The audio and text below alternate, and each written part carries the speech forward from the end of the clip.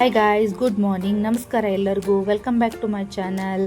ಭಾಳ ಜನ ಯೂಟ್ಯೂಬ್ ಶುರು ಮಾಡೋಕ್ಕಿಂತ ಮುಂಚೆನೇ ಯೋಚಿಸ್ಬಿಡ್ತಾರೆ. ಜನ ಏನಂತಾರೋ ಏನೋ, ವ್ಯೂಸ್ ಬರಲ್ಲ ಏನೋ, ಬಾಯ್ದಿಂದನೇ ಸ್ಟಾರ್ಟ್ ಆಗಿಬಿಡುತ್ತೆ. ನನ್ನ ಮಾತು ಒಂದು ಹೇಳ್ತೀನಿ, ಸ್ಟಾರ್ಟ್ ಮಾಡಿ. ಮೊದಲು ವಿಡಿಯೋ ಪರ್ಫೆಕ್ಟ್ ಆಗಿರ್ಬೇಕಂತೇನಿಲ್ಲ. ಪ್ರತಿಯೊಂದು ವಿಡಿಯೋ ಜೊತೆಗೆ ನಾವು ಏನಾದರೂ ಕಲಿತಾನೇ ಇರ್ತೀವಿ. ಬೇರೆ ಯೂಟ್ಯೂಬರ್ಸ್ ಯಾವ ಥರ ಮಾಡ್ತಾರೆ ಅದನ್ನು ನಾವು ಆ ಥರ ನೋಡಿಕೊಂಡು ಮಾಡೋದ್ರಿಂದ ಯಾವುದೇ ರೀತಿ ತಪ್ಪಾಗಲ್ಲ. ಒಂದು ಸತಿ ವ್ಯೂಸ್ 10 ಬರ್ಬೋದು ಅಥವಾ 100 ಬರ್ಬೋದು. ಕನ್ಸಿಸ್ಟೆನ್ಸಿ ಮತ್ತು ಪೇಷನ್ಸ್ ಮಾತ್ರ ಇರಬೇಕು. ನಿಮಗೆ ಇಷ್ಟವಾದ ಕೆಲಸನ ಯಾವ ರೀತಿ ಆದರೂ ಏನಾದರೂ ಮಾಡಿ, ಅದು ತೊಂದರೆ ಇಲ್ಲ. ಸಕ್ಸಸ್ ಬರೋಕ್ಕೆ ಸ್ವಲ್ಪ ಟೈಮ್ ಆಗಿರ್ಬೋದು, ಆದರೂ ಒಂದಿಲ್ಲ ಒಂದಿನ ಬಂದೇ ಬರುತ್ತೆ ಅಂತ ಹೇಳ್ತೀನಿ. ಇವತ್ತು ನನ್ನ ಮಾರ್ನಿಂಗ್ ರೂಟೀನ್ ಜೊತೆ ನಿಮಗೆ ಶೇರ್ ಮಾಡ್ತೀನಿ. ನನ್ನ ಮನೆಯಲ್ಲಿ ಡೈಲಿ ಯೂಶ್ವಲಿ ಹೀಗೆ ಸ್ಟಾರ್ಟ್ ಆಗೋದೆ. ಫಸ್ಟ್ ಎದ್ದ ತಕ್ಷಣ ದೇವರಿಗೆ ನಮಸ್ಕಾರ ಮಾಡಿಬಿಟ್ಟು, ಅದಾದಮೇಲೆ ಮನೆ ಮುಂದೆ ಕಸ ಗುಡಿಸೋದಾಗಿರ್ಬೋದು, ನೀರು ಹಾಕೋದಾಗಿರ್ಬೋದು, ರಂಗೋಲಿ ಹಾಕೋದಾಗಿರ್ಬೋದು.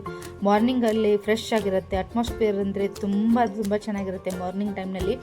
ಇವಾಗ ಮಕ್ಕಳಿಗೆ ಬೇರೆ ಸ್ಕೂಲ್ ರೆಡಿ ಆಗಬೇಕಾಗತ್ತೆ. ಟಿಫಿನ್ ಮತ್ತು ಲಂಚ್ ಬಾಕ್ಸ್ನ ಪ್ರಿಪೇರ್ ಮಾಡಬೇಕಾಗತ್ತೆ. ಅವರು ಸ್ಕೂಲ್ಗೆ ಹೋಗಬೇಕಾದ್ರೆ ಸ್ವಲ್ಪ ಗಡಿಬಿಡಿ, ಸ್ವಲ್ಪ ಬ್ಯುಸಿ ಇರುತ್ತೆ. ಆದರೂ ಪರವಾಗಿಲ್ಲ, ಬ್ಯುಸಿ ಟೈಮ್ನಲ್ಲೂ ಕೂಡ ನಾವು ಬ್ಲಾಗ್ ಮಾಡ್ತೀನಿ ಅಂತ ಸ್ಟಾರ್ಟ್ ಆದಮೇಲೆ ಮಾಡಲೇಬೇಕು.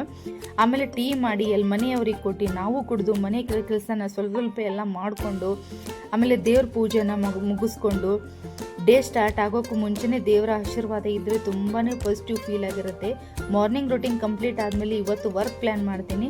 ಮನೆ ಕೆಲಸ ಇರಬಹುದು, ಶಾಪಿಂಗ್ ಇರಬಹುದು, ಅಥವಾ ಬೇರೆ ಕೆಲಸನೂ ಇರ್ಬೋದು. ಅದನ್ನು ನಿಮ್ಮ ಜೊತೆ ಬ್ಲಾಗ್ನಲ್ಲಿ ಶೇರ್ ಮಾಡ್ತೀನಿ.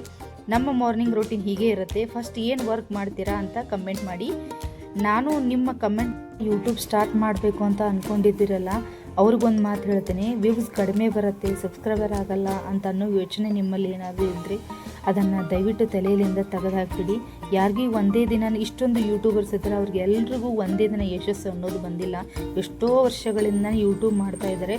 ಸೊ ಇವಾಗ ನಮಗೆ ರೀಸೆಂಟಾಗಿ ಎಲ್ಲರೂ ಯಶಸ್ಸನ್ನು ನಾವು ಡೈಲಿ ನೋಡ್ತಾ ಇರ್ಬೋದು. ಸೊ ನೀವು ಹಾಗೆ ಡೈಲಿ ಮಾಡ್ತಾ ಹೋಗಿ, ನಿಮಗೂ ಯಶಸ್ಸು ಅನ್ನೋದು ತುಂಬಾ ಚೆನ್ನಾಗಿ